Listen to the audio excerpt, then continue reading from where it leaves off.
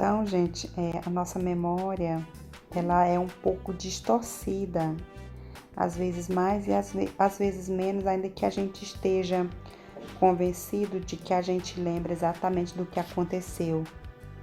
E os autores falam aqui de uma maneira assim bem interessante, que acontece muito com a gente. Por exemplo, a gente vai contar uma história, uma lembrança de algo do passado, em coisas de família, por exemplo, que tá dois irmãos e começa a contar uma história e o outro fala: "Ah, não foi assim não, você lembra que aconteceu isso?" Isso acontece muito com a gente quando a gente vai descrever uma história que a gente não diz exatamente 100% como era e o outro conta mais detalhes justamente por isso, né?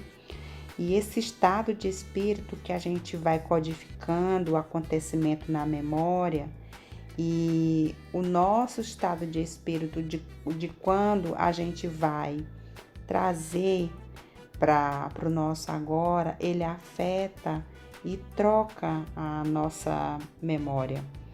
Então, a nossa história, ela é menos história e é mais uma história de ficção, segundo os autores.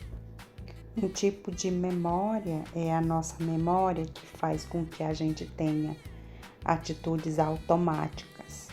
Por exemplo, já que a gente está falando de criança, você vai trocar pela primeira vez a fralda da sua criança.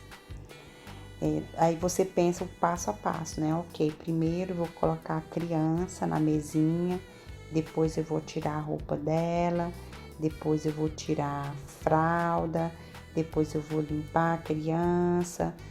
Então você vai no passo a passo.